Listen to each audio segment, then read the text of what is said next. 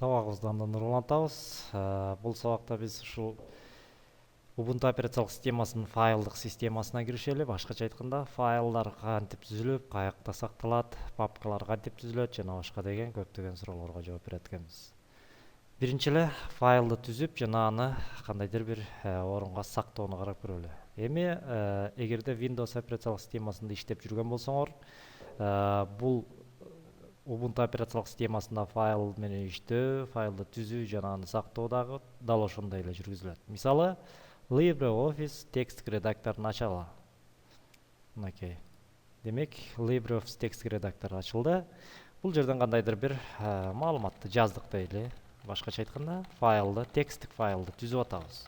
Жана муну сакташыбыз керек. Эми сакташ үчүн биз файл, сохранить же сохранить как менюсун тандап алабыз. Сохранить как менюсун тандап алабыз дагы бул жака ат коебуз. Мисалы, текст. Жана сохранить в папке деп атат. Демек, сохранить в папка дегенибиз бул ушул кайсыл папкага сакталат. Автоматтык түрдө бул касси, башкача айтканда, ушу колдонуучунун домашний папка дейт, же өзүнүн колдонуучунун папкасында сакталат.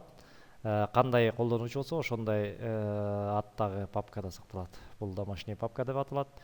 Же болбосо ушул жерден биз каалаган орунду тандап алсак болот экен. Мынакей бул жердеги жебечени басып, жумушчу стол, же болбосо файловая система, документы, музыка, изображение, видео загрузки. Биз бул жерден мисалы жумушчу столду тандап алалы биринчи. Тип файла деген жерден биз ошол сакталуучу типти тандап алабыз. Автомат түрдө бул ODT деген файлда типте сакталат. Ал эми биз аны Word текстик редакторунан ачып көрө албайбыз. Ошон үчүн Word'тон ачып көрүш үчүн биз DOS-X, эгерде 2007-2010 болсо, же болбосо DOS деген форматта сакташыбыз керек экен. Мынакей DOS 97-2003 деп атат. Сохранить деп көрөлү. Использовать текущий формат. Мынакей эми карап көрөлү. Муну кичирейтебиз. Мындай жылдыр эле туралы. Мынакей. Биздин жумушчу орунубуз башка жакта экен болгону. Буларды жаап салалы азыр мурунку жумушчу орундарды.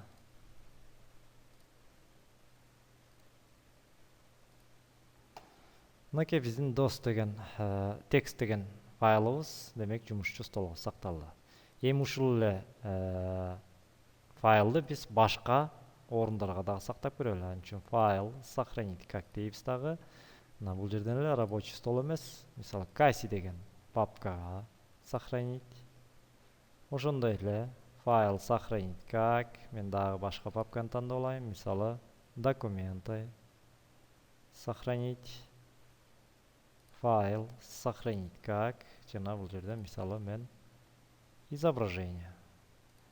Эми ал мынакей бардык жерде сактадык көпчүлүк жерге. Мынакей жумушчу столдо сакталган файлыбыз турат. Ал эми башка папкалардагы файлдарга өтүш үчүн эмне кылабыз? Ал үчүн мына переход деген менюсуна келебиз дагы. Бул жерде мына домашняя папка. Домашняя папка дегенибиз жанагы касси деген папканын ичи, мынакей касси деп турат. Мына текст деген документибиз демек бул жакта сакталыптыр. Мына ушул жерден эле биз изображение деген жерге да сактаганбыз. Мынакей текст деген турат.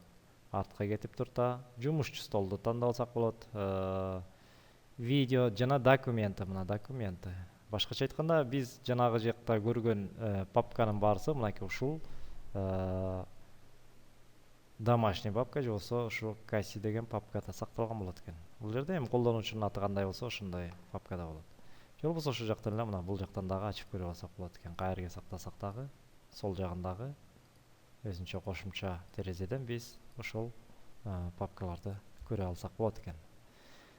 Демек, переход менюсунун милдети ошол биз жанагы файлыбызды сактаган папкаларга кирүү болуп эсептелинет экен. Эгерде компьютер дегенди ачып турган болсоңор, мынакей мындай жалпы компьютердин көрсөткөн панели келип чыгат. Мына ушул жактан дагы биз жанагындай эле касси деген папкабызды тандап алсак болот, же болбосо документы, музыка, изображение жана башка тандап алсак болот экен. Кыскасы, файлды түзүү ушундай эле жол менен жүргүзүлөт экен. Каалагандай программада эми түзгөн Документиңер албетте файл катары сакталат экен. Мына сохранить как бул жерде эле жана бул жактан жумушчу столдуктан да боло алабыз сохранить. Кайра жаап коебуз. Мынакей сактап койдук. Демек мына ушундай жол менен биз ар кандай программаларда түзүлгөн файлдарды сактап каалаган жерге сактап алсак болот экен. Ушуну менен бул сабагыбыз аягына чыкты. Кийинки сабактан жолугушканча саламатта калгыла.